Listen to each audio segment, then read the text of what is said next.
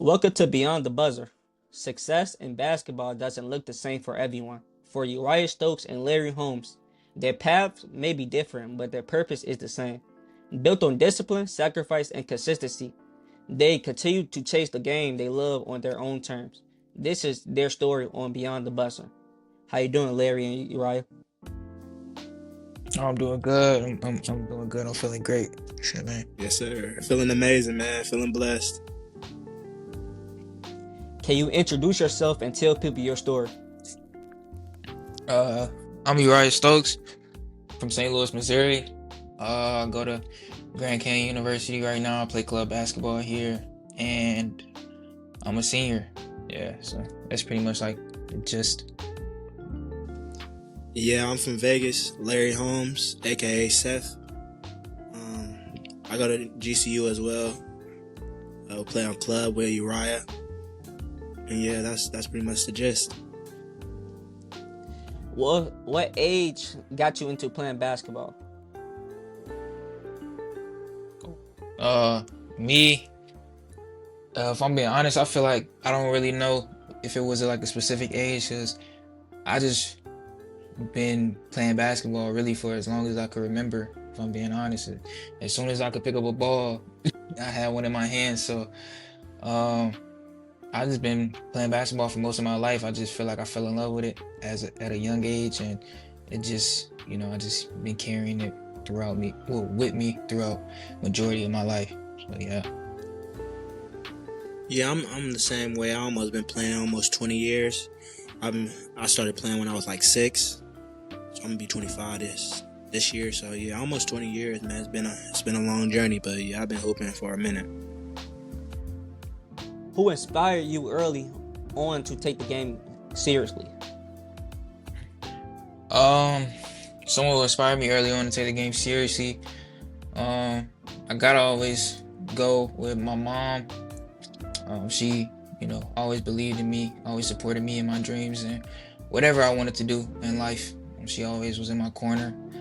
My dad always, pushed me to be the best version of myself and encouraged me to, continue to pursue basketball, because he's seen the talent and the abilities that, I was blessed with. And he seen my work ethic as well, and how hard I was willing to work to, achieve the things that I desired to, accomplish. So he always pushed me and wanted me to play at the highest level, play against the best competition. And whether it was, he always supported me, whether it was like getting my rebounds or playing one-on-one with me, or we was out there playing in the driveway with my grandfather and like my cousins and all of them. Like, he always pushed me to be a better version of myself. So him for sure. And I gotta say my god brother too, because when I was 8th grade going to freshman year of high school, he um paid for my training. Like, he seen the vision, he seen what I was trying to accomplish, and he invested in me. Like, and he did that out of his pocket, like,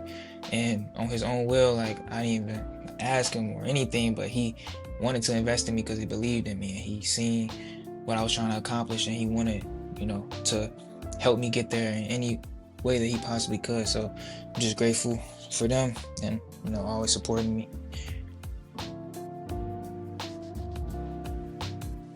Yeah, that's amazing for sure. I would say the same thing. I gotta say my father. He always believed in me, told me I can do anything I want in life. So I honestly, at a young age, I chose to pick up a basketball and become a pro. So that's been my whole pursuit. Shout out my whole support system, my aunties, my stepmom, my sisters and brothers. Always been behind me through the journey. So I would say they all inspired me to just continue. When did you realize basketball could take you somewhere beyond just fun?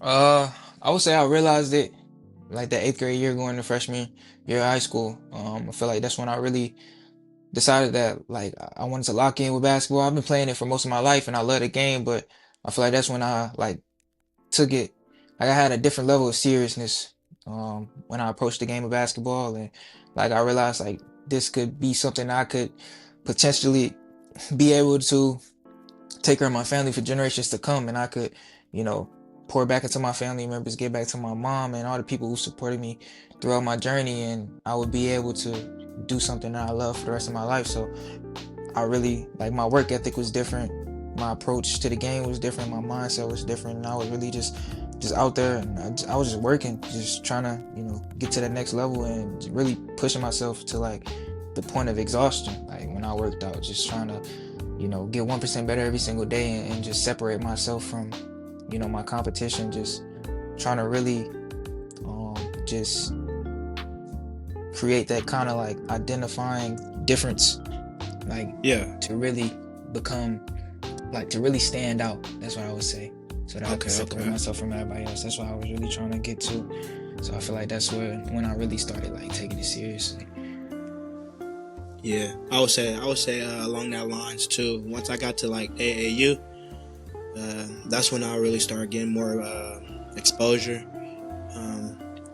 I was traveling, so I realized basketball could take me across the world if you keep it in your hands. So I got to experience playing around a lot of great talent, playing with Ace Elite, going into 9th grade year, and yeah, man, that just really opened my eyes to the opportunity that I had in front of me. As I would agree with Larry, I feel like AAU, it pushes you to have that mindset where you have to like step up a notch, because AAU is all tough players on the court, so you have to definitely put your A game on to succeed or do whatever you want to do in life. Facts. Especially when you get to like UIBL, that's tough competition. Yeah, that's a whole different ball game. Yes, sir.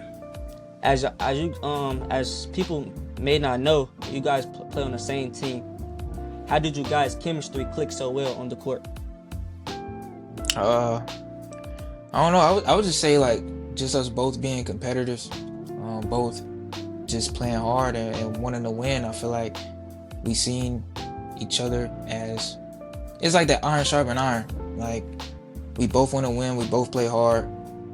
And it's really that communication as well, like us being on the same page. I feel like just always in between plays, we talking on offense or defense, like we always stay in constant like communication, and I feel like by us doing that, it help us click on the court too. And we hang out outside of basketball too, so I feel like by us hanging out outside of the game as well, it kind of just built that chemistry even more. Like we just get to know each other even more, so when we do get on the court, like it's a different connection. Facts. This question is for Uriah. How did you get into club basketball? Because I know you've been playing club basketball for 3 years. So can you just tell me how it's like playing for GCU club basketball? How I got into club, I'm gonna be honest, my freshman year of college, I did not play club. I was just going to school. I played intramurals, played at the rec. I was playing basketball still every day though. It was just still something I love to do, but I just wasn't playing like club basketball yet. So then I came sophomore year, I went to play club because I was looking to, potentially get somewhere with the game of basketball. Because I'm gonna be honest, my freshman year of college, I almost stopped playing basketball out, like as far as like wanting to pursue it, playing at a high level or like playing professionally. But I found my love for the game again, and I just decided that I was going to play club basketball and potentially like get my film and things of that nature, and I could potentially receive an opportunity to play at a higher level. So that was my goal, and I ended up talking to David Black. He used to play club basketball here too, and I used to play with David all the time, and like open runs and stuff like that. And it was one day we was playing open runs, and he was like, "You ever thought about playing club?" And I was like, "Dang, it's really crazy because I've really been heavily considered playing club, like something I've been thinking about, something I've been praying on, so something I was heavily considering." And he just so happened to ask me right then and there, and I was like, "Yeah, like I'll play club." And he was like, "Shoot, I'll call Lamont right now. I'll call the coach." He called the coach, called Lamont, said that he had somebody that was trying to play, tried to get me to come to a workout. Couldn't come to a workout because I had work, but I ended up coming to the first practice, and I practiced, had a good practice, and that's pretty much all she wrote. From that point, I was starting, and I've been playing club since then. This question is for both of you guys. What do people misunderstand about club basketball? Mhm. What I feel like people misunderstand about the club basketball. I don't know. I feel like they don't, as far as like not taking it seriously, really. As far as like thinking that we just play intramural teams. Like, nah, I feel like this year, especially this year, I feel like it's been like a step up as far as like the competition level of like the teams that we have been playing. We've been playing a lot of JUCOs, some like I think we play NAIAs and stuff like that. So we've been playing at a pretty decent level of competition. And be honest, the years before when we was playing in the ACBL on Tuesdays, them games was kind of weak. Right. So Yeah, them I would games say that. Those trash. games, It's those very games were kind of competitive. weak. We was playing at them games we was playing a lot of prep schools and stuff like that. Them games was weak, and be honest. But this year has definitely been like the past 2 years has been a step up. Like ever since we won nationals, we've been able to get better teams scheduled because they see the level of competition that we are, and they know kind of not to take us lightly. Like we played, I'm be honest, the first year we played Pima, we lost badly. But this year we played Pima and we still lost. But we lost by 13. And I feel like that's low-key one of the closest games they had all season. Right, we And competed. and we compete. Like I feel like a lot of teams might take us lightly just because of the name as far as club basketball, but we got players over here. We got some hoopers. Right. So So we that's can't what just that's what they misunderstand. Like we really some ballers. Like even though like we got the title of club, we come every day and work hard. Like we are pros. So we come to play the basketball the right way. yeah. I agree with everything you guys saying because I seen y'all put in the work in the practice. I seen y'all put in the work in games. I feel like y'all have a really solid team to win the national championship, and that's what I like about y'all. Y'all hustle, y'all get the job done, and y'all do it so easy. It's just like it's not y'all don't even try. Like you obviously you try, but I'm saying the buckets it look easy as I'm watching. Yeah. That's that work though. That's that work. Repetition, What man. most definitely repetition. What has your journey been like playing club basketball? And you both of you guys can answer this question. Playing club basketball. I don't know. It's been good. Like I would say, first year I started playing club, we won the championship, so that was that was good right there, and that was the first championship that they ever won in program history. So I feel like that was good. We lost the second year I played, so that was unfortunate. I was 1 for 2 at that point, and now I'm trying to go at least leave on a high note, go 2 for 3, leave with 2 championships. That's my goal. Yeah, I would say it's been great, man. You know, got to play the game I love. Got a good film. Got to meet great teammates. So it's been a great year. Dude. What's one moment that made you believe you could play professionally? Mm. One moment that made me believe I could play professionally, probably. Mm. I don't know if it was like a specific moment, but it was just like, I don't know. I feel like it was just like a shift in my mindset. It was just like that ultimate belief in myself.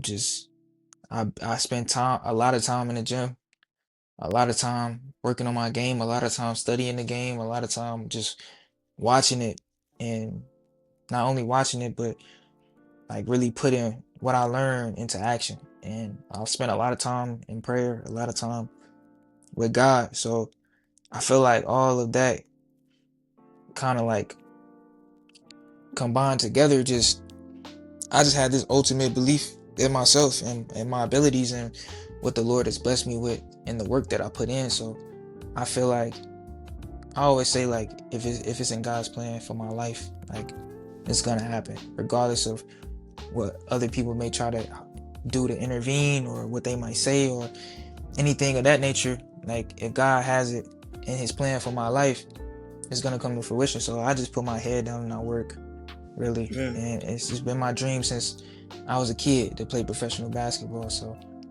I'm just trying to make the younger me proud, you know, at the end of the day. I like that. I I, like that. as I know, you guys play real tough teams. What's the toughest team you faced so far? Mm. I always say Pima or Yeah, that's what I say. yeah, I'll probably say Pima. Cause Ain't gonna what's lie. the school we played in Vegas was solid though. CSN, yeah, I was gonna say that too. CSN was a tough CSN, one, but I feel like Pima they just had bigger players and they pressed whole yes, it time. was Pima. Pima, cause we could have got CSN. I feel like we Yeah, could have got both CSN times, both both times. times. But Pima probably was definitely the toughest. But we put up a fight against Pima though. We As did. Larry said, they pressed y'all the whole game. How did Hmm. you guys overcome that press, get past that press? We was working on like a press break the whole week before we played Pima. The entire time we was working on the press break. So I feel like early on, like they definitely pressed the entire game, but I feel like we broke the press often enough in the beginning of the game that they got out of the press. So they pressed a lot, but we forced them to switch it up. So like they couldn't press the entire game because we kept breaking it. So then they had to go to man, and then they started pressing again. Then they had to go back to man, and they start. So we made them think a little bit. So I feel like that was like the difference in this time when we played Pima than any other time when we played them. What's the biggest challenge of being a club player trying to get noticed? This question is for both of you guys also. Man, being a club player trying to get noticed, biggest challenge probably would be just exposure, bro. Like sometimes you might get filmed, sometimes you might not get filmed. Right, right. It's not like at a JUCO where you know every game is recorded. You know they keep the stat sheet for every single game. It's some games you might not get stats. Some games you gonna get stats for. Some games you gonna get filmed and you might not get filmed. Like it's nothing really guaranteed. So it's kind of just like you have to take advantage of every single opportunity that you do have. Like when you get that film, okay, boom, this the film I got. Let me make sure I put this together. And you gotta advertise yourself. You gotta put yourself out there. You gotta market yourself so that you could be able to get more exposure, because it's not like at a D1 or a JUCO or D2 or other levels where you have people like where kind of like that's their job to help you get stats, to help you do this, to help you do that. You gotta it's kind of like where you gotta help yourself. Like JUCO kind of like that too, but this is even lower than JUCO. We don't even got the good film. We got you gotta, you feel me, work with what we got. So Definitely. Yeah, I would say kind of like just getting people to understand that we take this game seriously, even though like it's club titled. Like we still have dreams and aspirations to go pro, and live our dreams. So it's like kind of just getting that exposure and like getting more respect for like what we worked hard for. Yeah. What's your first impression of each other when you first played together? When I first seen Larry, when I first seen him, I knew he could hoop, because it's crazy because I seen Larry last school year and I played 5v5 with him, and we was on the same team when I was in like we was on the same team, and we was playing in the rec, and he was getting buckets. He was getting off on them. We wasn't playing no comp for real, but he was getting off, and I wasn't really getting no buckets like that, so he probably thought I was trash. But I wasn't getting no Nah. buckets like that, so he probably thought I was trash. It was crazy. So then and then Lamont told me he was coming, I'm like, oh dang, I feel like I hooped with him before. So then when I see him, he open runs, he getting buckets. You know what I'm saying? He getting buckets. I'm like, so I definitely knew he could score. I knew he could, play the game at a high level. I knew he could get to his spots, get to where he wanted to on the court. So then when I played with him, it was different. It's like, because I can go, I can do the same thing. So it kind of was like, it's like one of those things, like it's like a relief. Like I don't have to worry about going to get a bucket, because then I could boom, he can have the ball, he can facilitate, and then he make my job easier, like I don't have to go and get my own. He make my job easier. I can just play off the ball, wait till he make a move, I can backdoor cut, because he's still facilitating, he reading the floor, So it's like it kind of just, I don't know. I feel like it just clicked, and it was cool, man. Like, cause we played rec too a couple times before like the Facts. season like actually started. So I feel like that was cool. It helped us like just learn how each other played and really just, kind of read and react from that. Yeah, and I remember, Ryan, I was telling you when we was running, I could tell you could hoop. You feel me? I was just, I peep you was playing nonchalant. You remember I was telling you, like, you feel me? I'm gonna go off, but this game you got it. Like I was telling you, you feel me? Go get some buckets, and then like Yeah, once we started like running ones and stuff, that's when I really knew, okay, your bag look you different. I ain't gonna lie, like that's why I was like, okay, he really just be like on some chill stuff. So sometimes I be having to like, you feel me, let you know, just get in your bag, but. From the start, I already knew that, you feel me. You was one of those nonchalant, but when it's time, it's time. You feel me? Get a bucket. So yeah, it's always just been like, I know what you want, type energy. You feel me? Bring the energy all the time. indeed. As you guys been my good friends, I definitely can agree. Both of y'all can really get a bucket, but I don't know who can get it. Like I don't know who is the go-to guy because both of y'all is like really solid. So when I'm on y'all team. Or when I'm seeing y'all play, I'm just thinking in my head like, who takes that last shot? Because it's I really do. tough between you guys. He said, I do. I "Hey, like the confidence, Larry. I I definitely like like the it, man." confidence. What does he bring to the team that doesn't show up in the stats?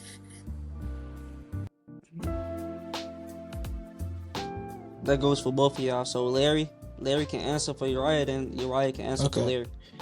Uh, what Larry brings to the team that don't show up on the stat sheet, I feel like it's definitely leadership. I feel like he one of the most vocal players, like in every game. Definitely encouraging us, definitely keeping us like locked in, keeping our heads on straight, telling us like, hey bro, like, we gotta lock in on boxing out, on rebounding, on, closing out, or doing whatever the case may be that we need to do in order to win the game. So I feel like he definitely one of them, like the vocal leaders on the team. So I feel like that's one of his, and energy too. I feel like he always bring the energy. I feel like it might be times where I might not be as like high energy as I need to be. He helped me get locked in like that. So I feel like that's two things right there. My apologies. What was the question? Question was, what do you think Uriah bring to the team that doesn't show up on the stats? I would say he brings that dog, man. He does all the little things like hustling for loose balls, being in the help side. Even if he don't get a block, he's contesting. Yeah, man, just being a vocal leader as well. Just one of the leaders on the team. If we're having a bad game, always keeping a positive attitude. So just being a great teammate. This next question might be tough, but who's more competitive in practice between In Uriah and practice, Larry? That's a tough one. I ain't gonna lie. I ain't gonna lie, I feel like we both be turned up in practice. We do. Like Like when we really locked in, I feel like me and Larry might be the two most energetic at practice. facts. Like, So and I we would say it's be the same yeah, I feel like it's similar level. I feel like if he put us and we now on the same team, we definitely going at each other. every time. What's one thing about his game people sleep on? Oh, Larry game, Yo, I feel like people don't know that he as athletic as he really is. I feel like they be sleeping on his bounce. They don't really know he really got ups like that because his knees be hurting sometimes, so he don't be dunking like that. But when he do decide to dunk, he be getting up there. I'm not gonna lie. And his jumper, I feel like they underestimate how like efficient he is with his jump shot. Like he can really shoot the ball. Like he get shots up daily, and he can shoot the ball from dang near anywhere. Like he got range too. So I feel like a lot of people be sleep on the jumper. He coming off the screen, you go under, it's going up. It's going up. I would say people probably underestimate Uriah's ball handling. They don't know about that hezzy. I feel like that hezzy go is lethal. So I feel like that they don't really. I don't feel like people understand how vicious it is for real. I would say they underestimate that for sure. yeah, Uriah Hezzy Poole is definitely lethal. And then what I can say about Larry, he's a phenomenal shooter. and then he can also get up. He has like a sneaky bounce. So I wouldn't jump with him if I was you guys. Larry, as a guard, how do you control the pace of the game? As a guard, man, I try to just play at my pace.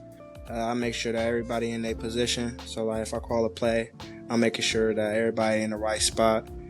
And from there, I'm just making an option, making a read. So, if I'm coming off a screen, I'm looking for my teammates. If the shot's there, then I'm taking the shot. But eyes always up, looking for my teammates. I had a couple nice plays to Uriah backdoor oops, so I know he's a lob threat. So, just knowing what people are good at and, putting them in position to make it easy for them to score, as well as being aggressive. Mm-hmm. Uriah, what's your biggest strength on the court right now? Biggest strength on the court, I feel like something I've been working on a lot is getting to my mid-range. I've been trying to just simplify the game by just getting to a 1 dribble, 2 dribble pull up, coming off the screen.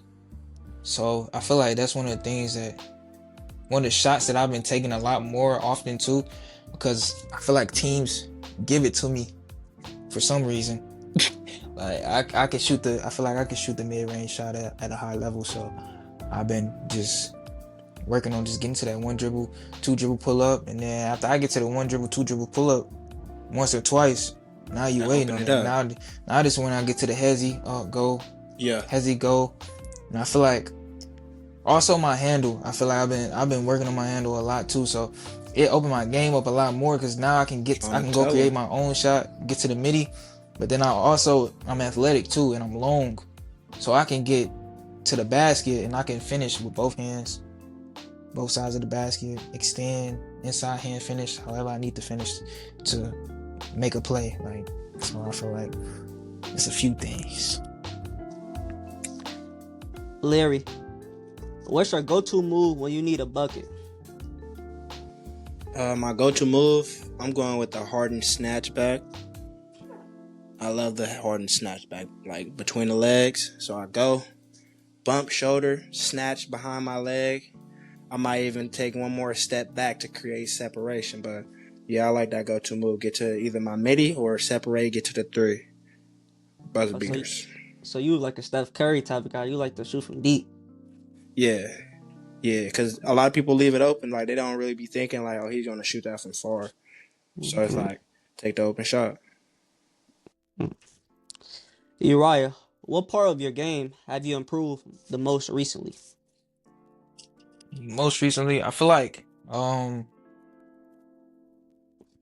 said, handling the ball, but I feel like being able to run the offense too, something I feel like I've been improving a lot. Trying to do it a lot more in practice, and then being able to do it in the game as well, because I feel like, Larry has the ball in his hands a good amount, but I feel like by me being able to run the offense too, it could kind of take a little bit of that weight off his shoulders, so then he can play more off ball, and then I can be a little bit more aggressive. Then once I'm aggressive, now I'm drawing more attention to make it easier for him and my other teammates to be able to score. So I feel like me being able to run the offense more could just make it easier on my teammates. How do you guys handle the pressure in the big moments?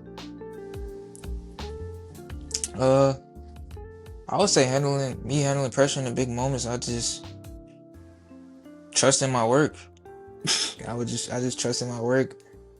I just put my faith in God, trust in the work that I put in those late nights, early mornings, those times where it's just me in the gym, and I let the results show from that point. Yes, sir. Live by the results. What motivates you guys when people doubt club basketball players?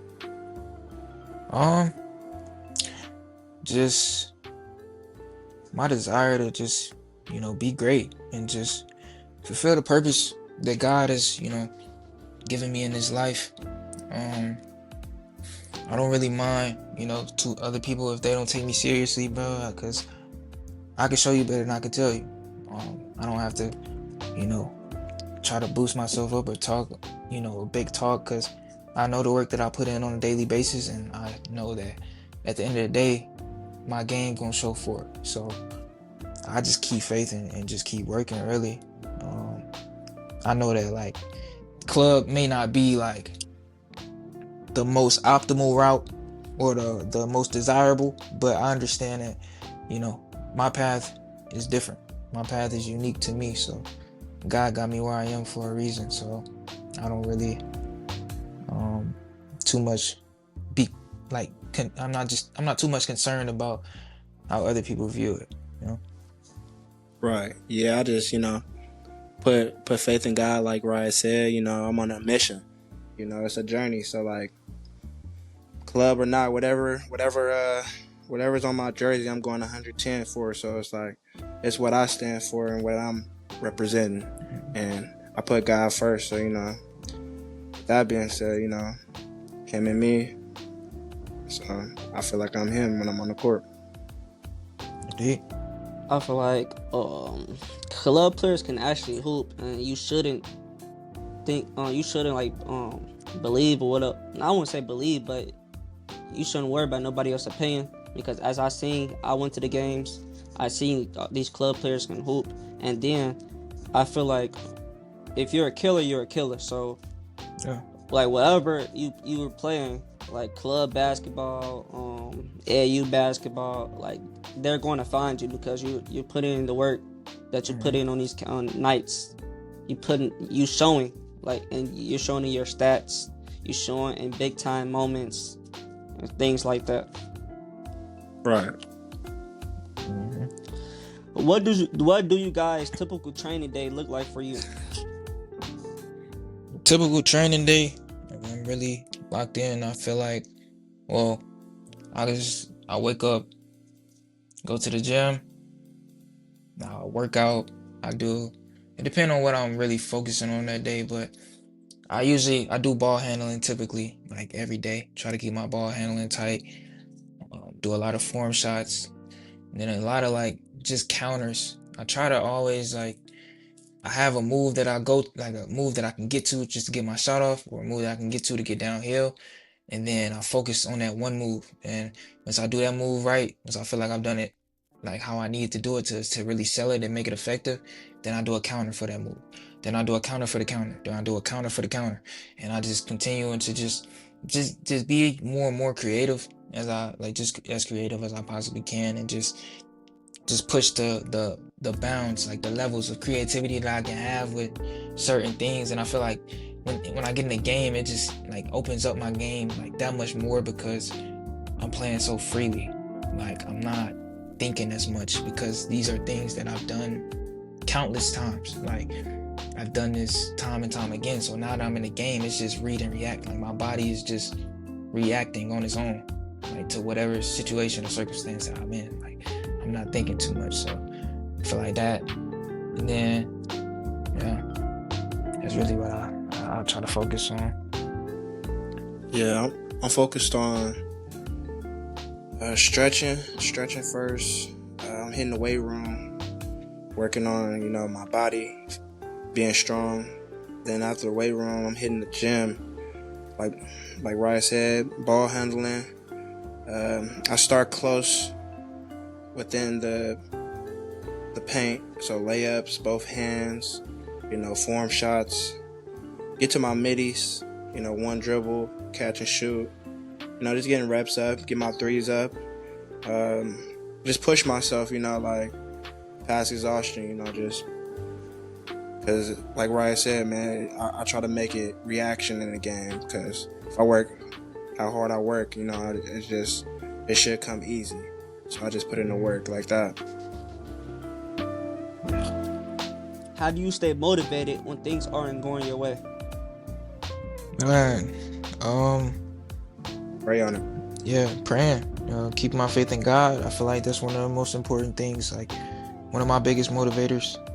Just keeping my faith in God and understanding that, like, at the end of the day, like, yes, I'm playing a game of basketball, but it's bigger than basketball. Like, basketball is a big part of my life, but it's not all of who I am. So just continuing to keep faith, keep praying, and not allowing myself to get discouraged, but continuing to show up every single day and push through and persevere, even when I may not be motivated or I may not feel like it. Because sometimes in life, like, you got to do things you don't feel like doing, and that's just like the reality of it.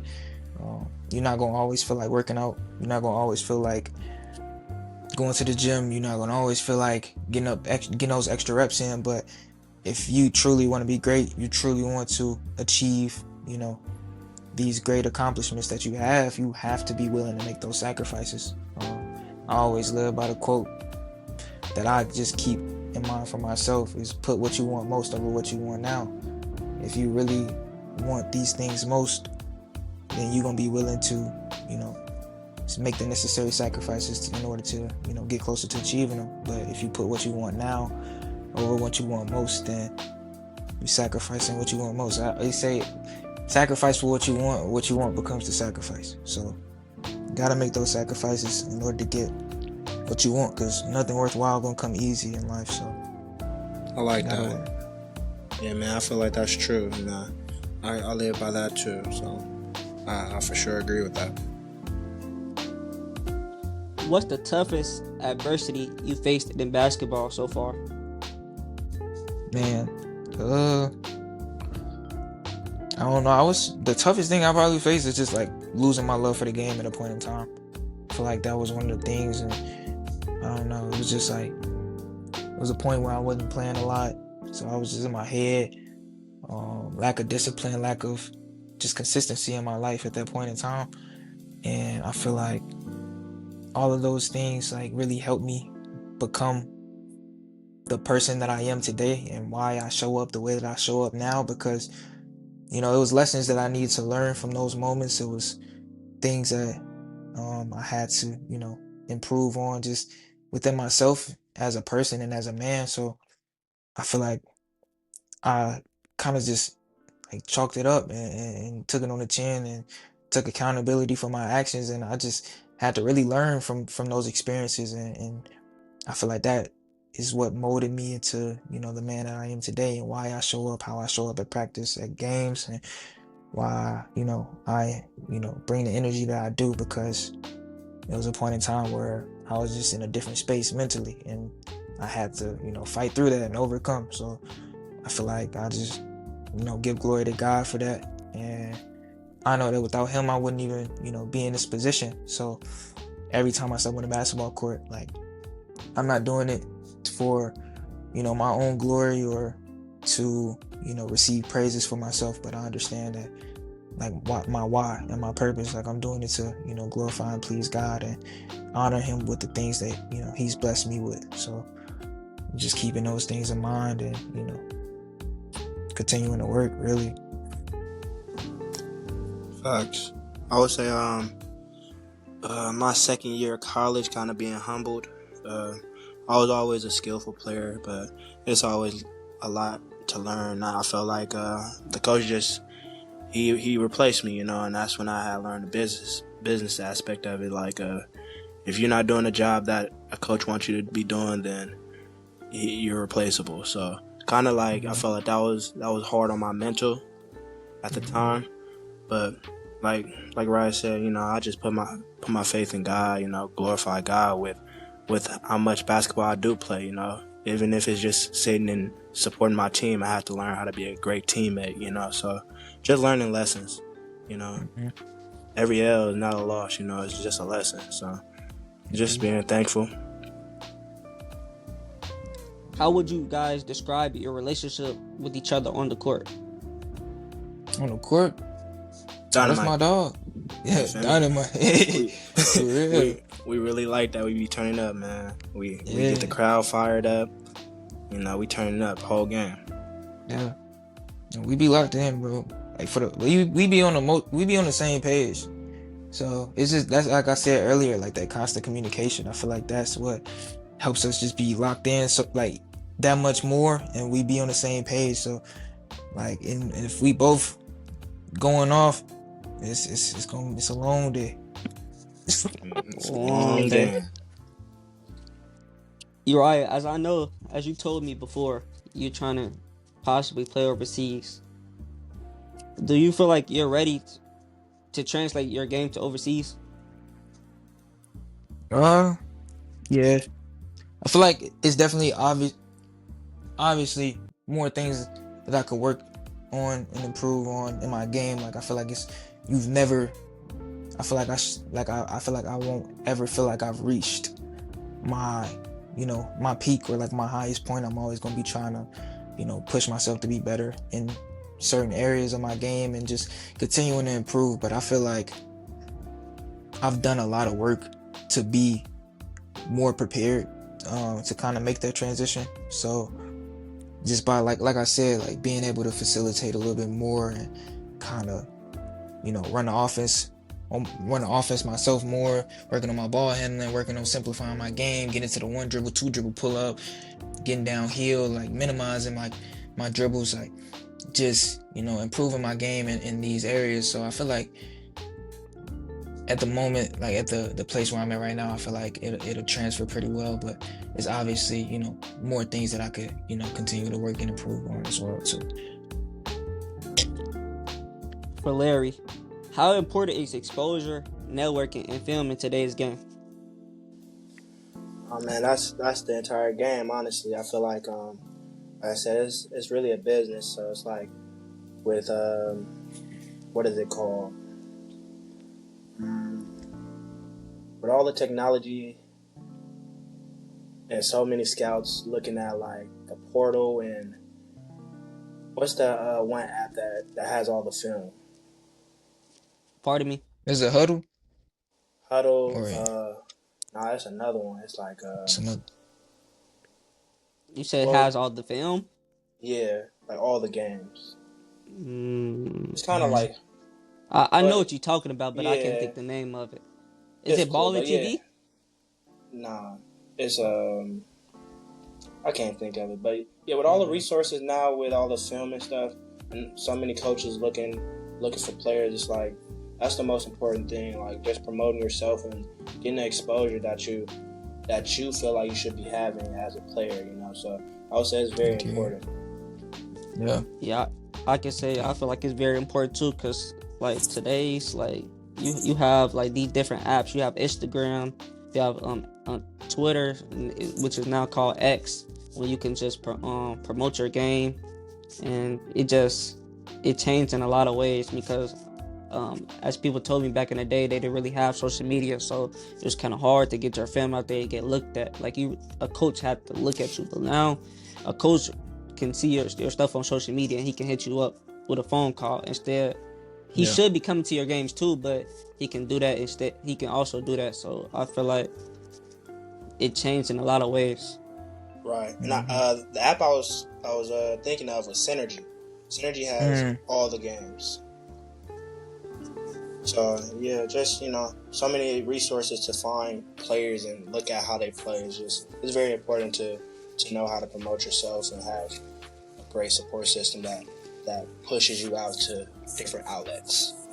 Yeah. Either one of you guys can answer this. How important is exposure versus performance at your level? Exposure versus performance. I feel like both of them are, pretty important. I feel like especially like exposure at the club level, I feel like is extremely important, especially if you want to, continue to pursue basketball and play at a higher level. You have to, take advantage of every opportunity that you have with the film that you get, the stats that you get to put yourself out there and, put your film out there, send it to coaches or whatever the case may be so that you can get more exposure.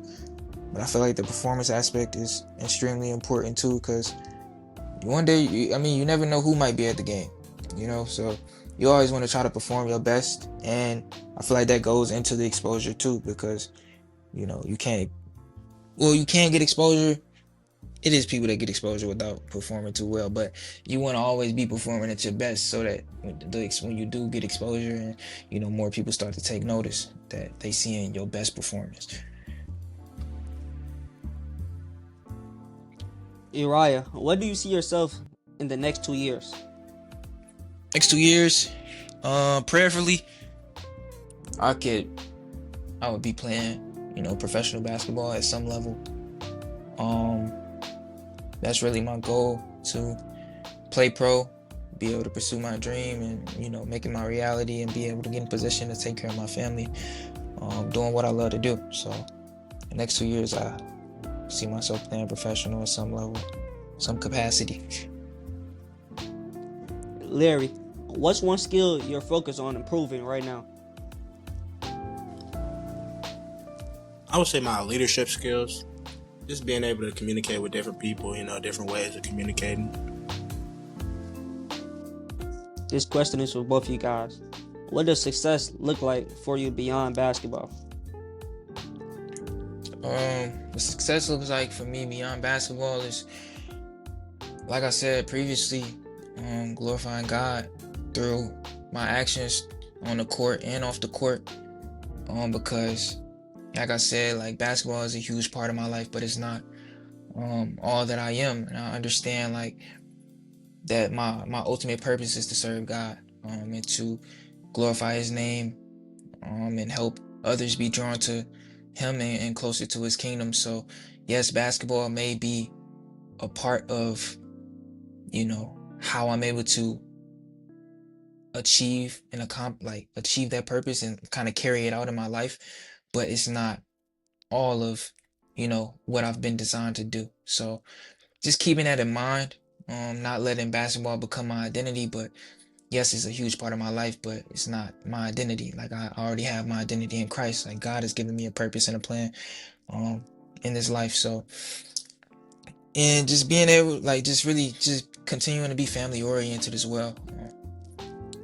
Being able to get in position to take care of my loved ones and my family members, and enjoying the time that I do have with them, because this life that we live is short, so really just cherishing those moments that I get to spend with them. I feel like family is extremely important. So appreciating just everything, like the little moments, the big moments, everything in between, just really making the most of every day that I've been blessed with here. So that's what I feel like. Yes. Yeah, to add on to that, just to glorify God, like through basketball, like Uriah said, like I want a successful life for me is to be able to say, like, I pursued something, I put God first, and it was possible, for all my nieces and nephews, future kids, for all my family members to look up and be like, he said he was going to do it, and that's what he did, and just to enjoy life, like throughout hard times, good times. Success is just the journey of it for me. What sacrifices have you had to make for basketball? And this question is for both of you guys.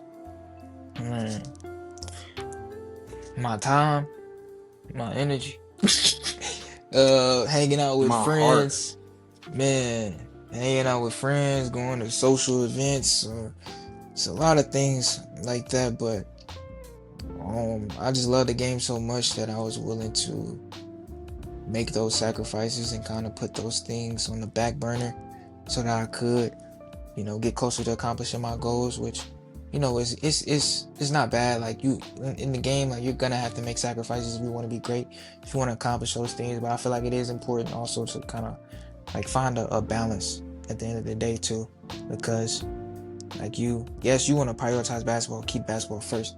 Well, not keep basketball first. You want to prioritize God. Keep God first and foremost. And then basketball, like, if it's your passion, you definitely want to, like, be given 110%. Like, you don't want to do it. You don't want to halfway do it. Like, you don't want to be 1 foot in and 1 foot out. You want to definitely, give it your all. But it is also important to kind of find that balance, because you don't want to be so caught up in basketball that you neglect to, like, tend to yourself and like take care of yourself off the court as well. Yeah, I agree with that.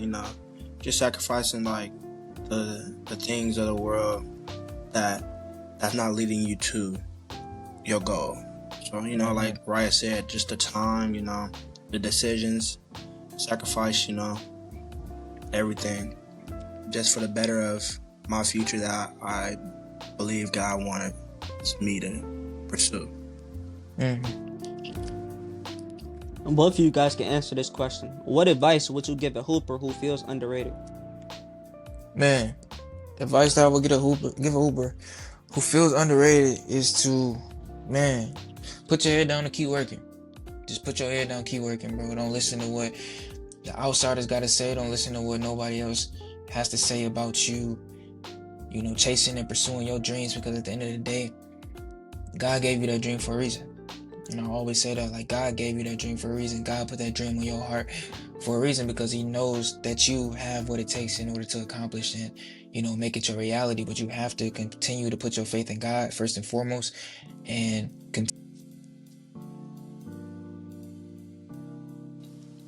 Facts.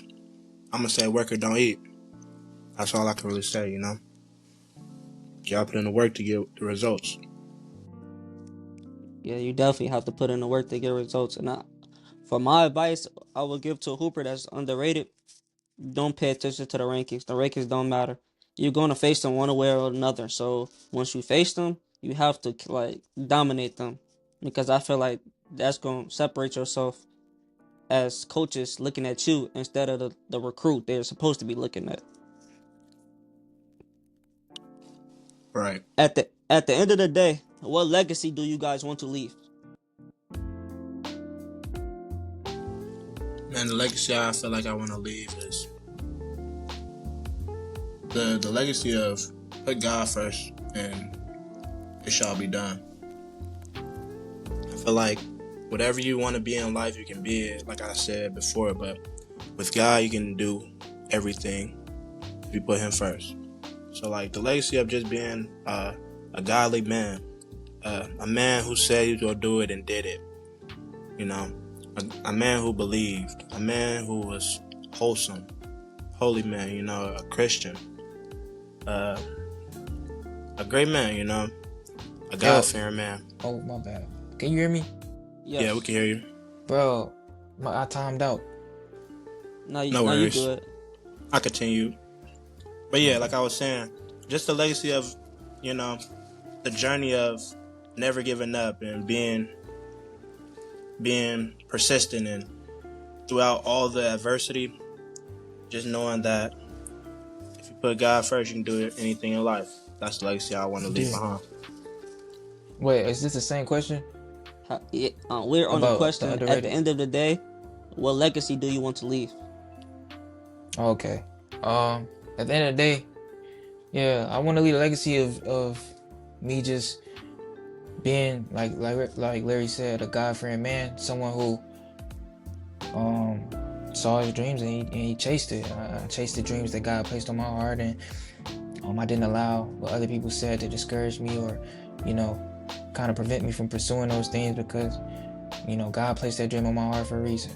And he gave it to me. He didn't give it to them. So, you know, it's not for them to kind of understand, but me being able to kind of pave the way for the next generations, like in my family, and just show them that they can achieve anything that they put their minds to. That whatever, as long as they work hard and put their complete and total faith in God, they can make their wildest dreams their reality. And for me to kind of be like a living example of that, and to just be able to pour into them and encourage them to chase their dreams and pursue them as much as they need to. And for me to kind of just be like the front runner for that, and for them to hear my story and see, you know, what I've done, and for it to inspire them. And I feel like that's the legacy I want to leave behind. Somebody that he didn't give up. He kept working. He kept pursuing his dreams, and, you know, eventually he made it happen. Well, God made it happen. God did it. You know? As you guys been playing basketball for your whole life, who's the toughest player you've ever had to go against? Toughest player I've ever had to go against. I played against. Well, we played against Rob Martin.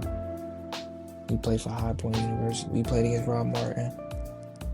We played against Keyshawn Gilbert. He was tough too, though. Toughest. I probably would say Rob. Rob was tough.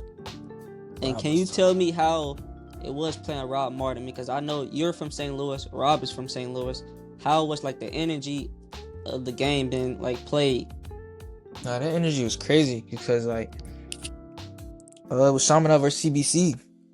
And CBC is our rival school, so anytime we played CBC, it was always a good game. Anytime we played CBC, it was always the energy was there every time. Like you got student sections going at each other. Like it was always high energy anytime we played CBC. And Rob was just getting to it. He was just getting to it. Like it was so, I don't know, it just looked easy though. Like he was just shooting a mess out the ball. Handle was tight. He getting to the rim, finishing both hands. He got the midi. He got the three ball. He could facilitate too. Like Rob was just, he was different. He was nice, bro. He still is Yeah, nice. yeah, Rob is definitely him. I just seen his performance when he played against. It was High Point versus Arkansas. I think he put up 30 points. Like that's Yeah. very tough to put up. That's very tough to put up on like a Power 5 school. So Yeah. if people don't know who Rob Martin now, they definitely should know who he is. Yeah. Larry, what's the toughest player you have ever had to go against? I probably would say Jaden Hardy. Mm. Yeah, he a pure bucket. Like even in high school, bro was pulling from almost half court, so it was kind of tough to guard him. Coming through the lane, dunking. Yeah, he was just pro bound. Yeah, it's definitely hard to guard somebody like Jaden Hardy. Jaden Hardy, he can shoot. He can like he have his bounce. Like it's always hard to guard a guard like that. Yeah. Who talked trash more between Uriah and Larry? Man. I Larry. do. I do. He definitely talk more trash, bro. I'm more like, well, I only talk when it's like When when I we get to playing talk, ones. Yeah, I only talk when we play ones, and it's like I'm playing with like my homeboys, like people that I'm close with. So Larry just be talking. I just be talking. I'm gonna talk that trash every time. Larry just Yeah, be talking. Larry definitely have that dog in him. Like I feel like when he scores a bucket, he's fired up. His energy like is on point every time. And then with Uriah, he let his game do the talking, and I respect that because Uriah, you don't have to say too much. You gonna see him like flat out just go bucket for bucket every time. Yeah. So Uriah, if you had to compare Larry's game to an NBA player, who would it be? If I compare this game to an NBA player, I would give him flashes of. I'm not gonna lie, I would give him flashes of Shea Gilgeous a little bit, cause he like getting to that bump midi, or like he said that bump, like he said the Harden, but it's like that bump to the snatch. He like getting to that, cause he good at using his shoulders, getting downhill, using the speed, and then using his shoulders get you off balance. He snatch you real quick, or get to his midi, get to a shot he get to a shot quickly too. So I like Shea Gilgeous, a little bit of Dame. He got a sidestep in Yeah, him I too, can say so Dame definitely comes to he got a mind. side. Yeah, he got a sidestep in him. He can shoot the ball at a high level, so like that. I don't know if it's this too crazy, but by Larry's favorite player being Kyrie, I can see Kyrie in him too because like he's a great dribbler. He's a shooter. Kyrie's a shooter. Kyrie's a great dribbler, and he gets to his spot very well. So Yeah. I don't know if I'm too crazy saying that. Y'all gotta let me know. Nah, he do get to that spot. He get to a You spot. feel me? Hey, that's Kyrie tough. I ain't gonna lie. Well, I can see it, but nah, Kyrie just different, man. I'm aspiring to be like him. Larry, if you have to compare Uriah's game to an NBA player, who would it be? I would say I could see KD because, like I said, I like his hezzy, and he can shoot over a lot of people. He's not as tall as KD, but he can get his shot up. Who else would I say? He's athletic, so with both hands. So I would say Hmm. Right. Who you think? Who you think other than KD?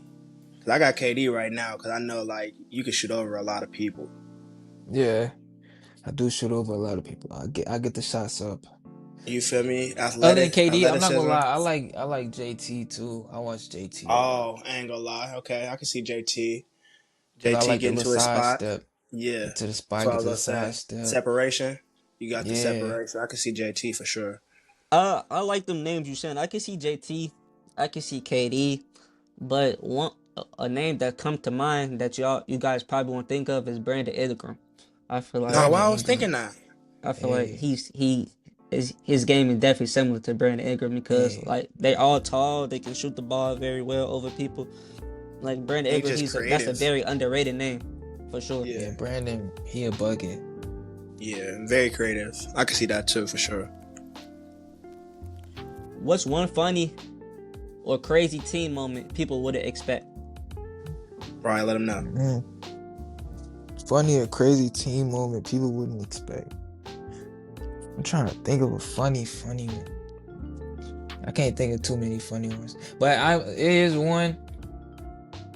Now, cause there's so many funny. Like, when we go on road trips, all the pictures that get sent to the group chat be crazy. Yeah, they do be crazy. Yeah, Nah, our people group chat.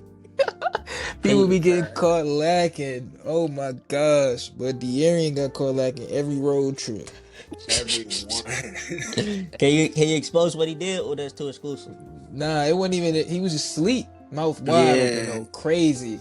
I'm that's what we talking about call Dang. lacking. Like if you crazy. slump and the You camera's out, it's bad for you. you getting caught. You're caught. But Yo, nah, it was one moment. My dog, he don't play for the team no more. Unfortunately, that's still my dog though. Yale Dang. My dog. We used to play in Grossmont College. We was in San Diego. I'm on the wing, so I'm seeing it firsthand. While my dog, he like 6'9", 7, close to 7 feet. He like 6'10". My dog catch at the top of the key, jab, step back.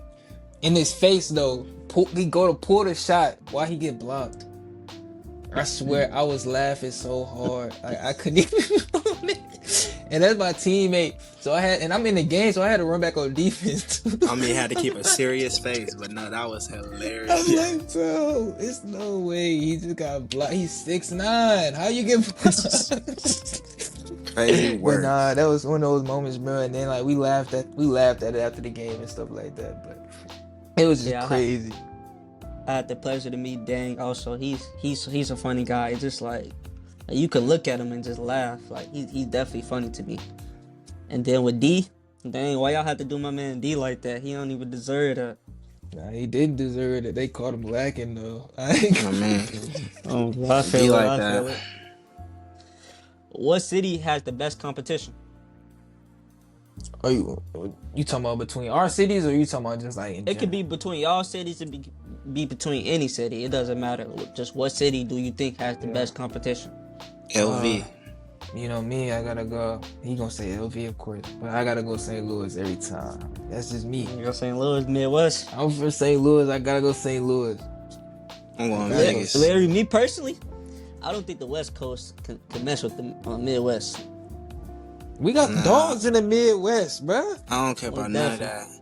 We got Vegas dogs killing. in the Midwest. So you Fight get to to it. Vegas. That's why they have all the little events in Vegas, man. We dogs out there, man. Yeah. Okay, so y'all going with your city. So let me ask this Yeah. question: what's the best city that had the best competition besides y'all city? Besides mine, Yes. I'm gonna lie. I'm gonna say Chicago. Yeah, I ain't gonna lie. I Chicago would say represent.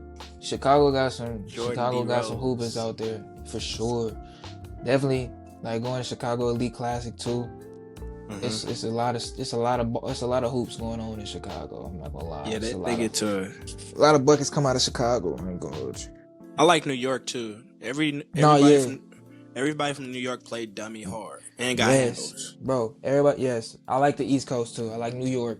Everybody in New York, like he said, they play hard, got handled, but it's like they got that. It's like that grit, bro. It's a certain level of grit they got over there, bro. It's just different, bro.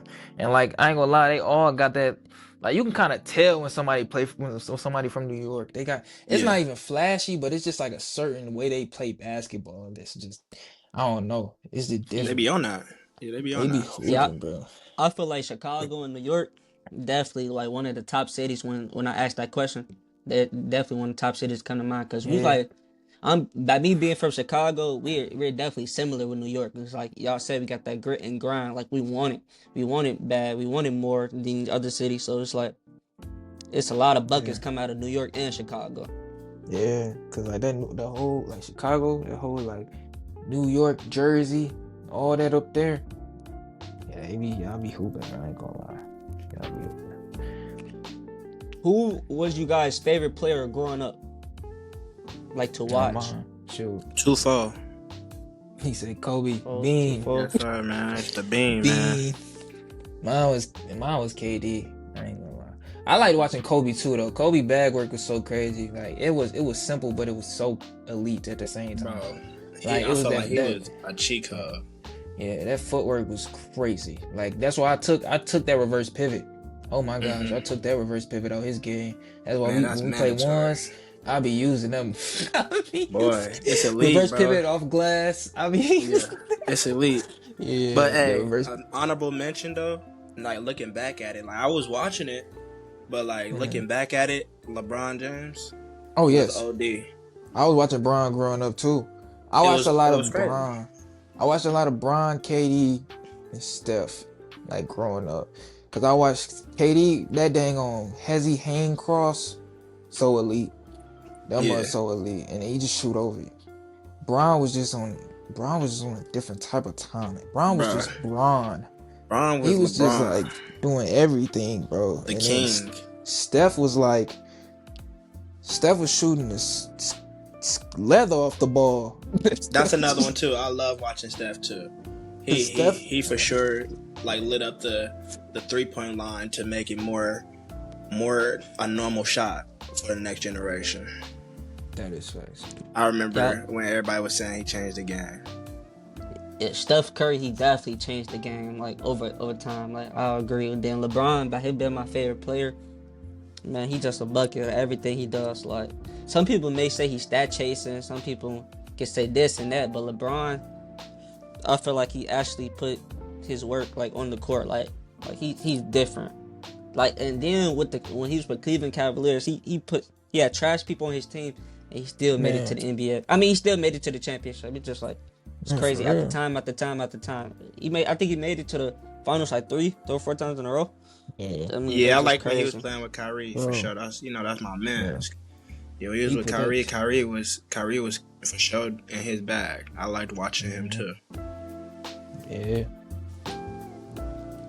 Uriah, tell me about your experience winning NERSO national championship because people may not know. Well, I think you said it. You won a national championship over Yeah. Air Force. So can you basically just tell me that Yeah. experience, how that experience went? Oh, it was great. To be honest, it was great. The coach was talking about it like that whole time, working our way up towards playing the nationals. It was my first national tournament, first time going, to NERSA. So it was a great experience. We played a lot of games, in the course of 3 days. We had a tough semifinal game too. We had to play Texas A&M.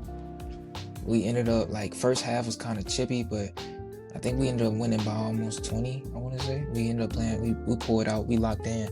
So that game was good. Then we played Air Force. Very tough game. They had a couple D1 drop downs. That team was very much like they was very big, athletic. Like I said, they had a couple D1 drop downs, so they had some guys that could hoop for real. So that game was really more so like I did score that game. I scored a good amount, but that game was more so a rebound and defensive game for me. Like I was really because we didn't have that much height on our team, so that game was a game where I really had to kind of lock in and focus in on rebounding and boxing out and playing defense because I knew it was what my team really needed of me in that game. So I'm one of those players like I'm doing whatever it takes to win. So I knew we needed rebounds. I knew we needed defense because they was like the size advantage was there. So I knew that I had to step it up in certain areas so that we could win, and we won. So that was just a So great you want experience. Nursa? Wait, I'm sorry not to cut you off. What'd you say? No, I was just gonna say I did what I had to do to make sure that we won, and we won. That's it. So this is so you won the championship one time with GCU, right? Yep. Okay. So this question for both of y'all. So what is it going to take for you guys to win Nursa again? What it's gonna take for us to win again? Just us playing together, us playing our brand of basketball, how we know we can play basketball. Just going out there playing hard, playing together, being locked in defensively. I feel like when we locked in defensively, it's not too many teams that can really hang with us. If we're being honest, like offensively, we're gonna get ours. We're gonna play our game. Like we have scores. Like we're gonna score the basketball. But I feel like when we really locked in on defense, like it's not nothing that too many teams can do with us, honestly. So I feel like if we lock in on defense, we just play together, play hard. I feel like we can definitely win. But we just gotta go out there and do that, and we gonna be good. Facts. Defense wins championships. So starting on the defensive end, just being poised. Honestly, like I feel like we just don't crumble, or we've been doing really well. We're a team that actually like we don't actually panic. We come together more through like if we're down or something. So I feel like just having that same poise through this little tournament, I feel like we should be all right. Like Ryan said, just playing our brand of basketball and starting on defense and causing havoc, and we should win. Well, definitely. This question is for you. I mean, well, Larry, this is for you. The guys may not know that you're a national NAIA champion. Explain to me how that feeling was. That was an amazing feeling, man. Like going into the game, I was praying, talking to God about it, and when the shot clock was winding down, it was an amazing moment. It was like unbelievable, like that I actually achieved something that I set my goal to be. And this wasn't a surprise because we were saying we were gonna win the entire season, so this wasn't. We manifested it, It was something that was planned. It was God's plan because we're based off glorifying God. So like when we won, it was just an amazing moment, man. Very happy moment. Just one of the greatest moments I've experienced playing basketball. It's just very, very special moment. As you know, the men's Final Four is here.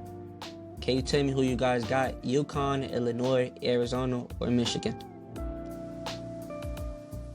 You want to know who?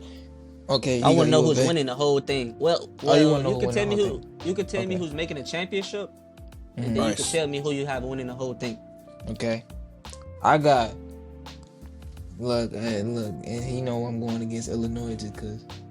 I'm going against Illinois because my dog Terrence Reed on the team too. You feel what I'm saying? He went to shop now. He from the loop, but I got UConn and Michigan and U of A kind of a toss up for me, but definitely a toss up. It's definitely a toss up because I want to say U of A. U of A been playing super hard, but I feel like that game gonna be extremely close. I feel like that's not gonna be no game it's gonna go down to the wire for sure. Yeah. I think it have to go down to the wire because it's like there's two phenomenal teams. They're number one in their bracket. It's just like I think Arizona lost only maybe four games. I'm not sure, but like they haven't lost. Neither one of them teams lost like that this year. So it's definitely going to be great for sure. That's gonna be. How about you, Uriah? How about you, Larry? I'm sorry. Oh yeah. I already said I got U of A, man. They've been playing phenomenal this year. They got a James on their team. He don't play, but you feel me? Just having that LeBron James. James under the bus. No, I'm saying he don't play much, but you feel me? He a great teammate, and his father gonna be there. It's just great. You feel me? Great energy around. Yeah, good vibes. Even though he don't play, he definitely got. I'm sorry. What did you say, Larry? I said he got the royalty vibes. You feel me? His dad, King James. You feel me? They go be at the game. They gotta turn up. They do. You feel me? That's all. That's my point. Yeah, Bryce definitely don't play, but he definitely has the energy off the court. Like he's every time I look at the bench, he's fired up. And he's just living in the moment right now, and he's just embracing it. Yeah, enjoying it and just learning from the moment. So, shout out to him.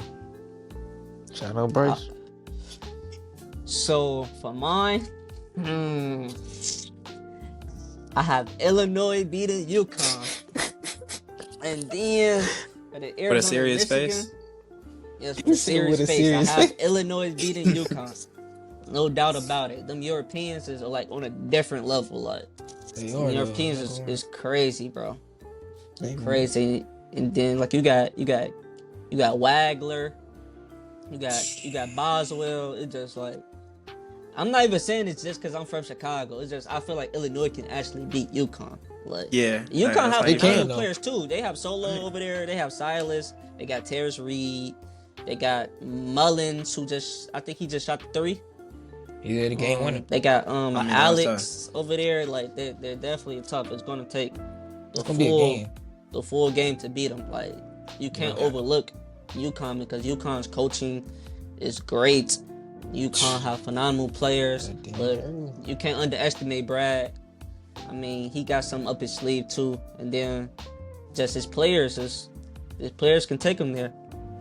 Yeah, that's what I feel like. Yeah, that's not far fetched. It's gonna be a good game too. Yeah, definitely. But Arizona Michigan game, like I said, I can't pick one. It's definitely a toss up. It's about like who wanted more. I mean, both teams wanted more. I mean, I don't know if Arizona has an answer for Yaxel. I mean, Yaxel, he's a bucket. He gets to it. So I feel like he's going to take over that matchup. Whoever's guarding him, because I feel like Arizona don't have nobody to guard him. They gotta find a way. You got Jaden Bradley on Arizona. You got Elliot Cadeau, 2 phenomenal point guards. Just so that cancel out. I don't think nobody has an answer for Cole Pete on Michigan. Sorry, like Marez Johnson, he's from Chicago. I feel like he could contain Cole Pete, but I don't think he has an answer for him. Like, he's not the answer. So I think Michigan has like a 7'2", 7'3" guy over there. They got height, bro. It's gonna be hard because he's very athletic. He does good post work. So I'm not sure if Murray's gonna be guarding Cole Pete or he's gonna be guarding the other big, but it's just gonna be tough overall. Definitely gonna be tough overall. It's gonna be a game for sure. Who will win in a 1v1 to 7 between Uriah and Larry? Me. Man. We both gonna take ourselves every time, but I'm not gonna lie. It can go either way on any given day. If I'm being honest. No cap. Because some days it be my day, and some days it be my day. So. But if we do a 3-game series, it's never gonna be like just straight sweep. It's gonna be like 2-1 or we go 1-1 and then we gotta do a tiebreaker. Like it usually be like that. Yeah, it's a great matchup for sure. It's always good bump. Yeah, it's definitely good bump. It just I feel like whoever's hot that day, because like Uriah he can heat up, Larry can heat up. So it's about who wanted more. Microwave. Who night is theirs. Yeah. 2 athletes, 2 journeys, but one remains the same: the commitment to the game. Whether it takes the next step overseas or staying ready for every opportunity. Uriah Stokes and Larry Holmes are proof that the grind never stops, and their stories are still being written. That's all for Beyond the Buzzer. Thank you guys for joining Beyond the Buzzer. Yeah, appreciate you for having us. Yep, appreciate it. Yes, sir.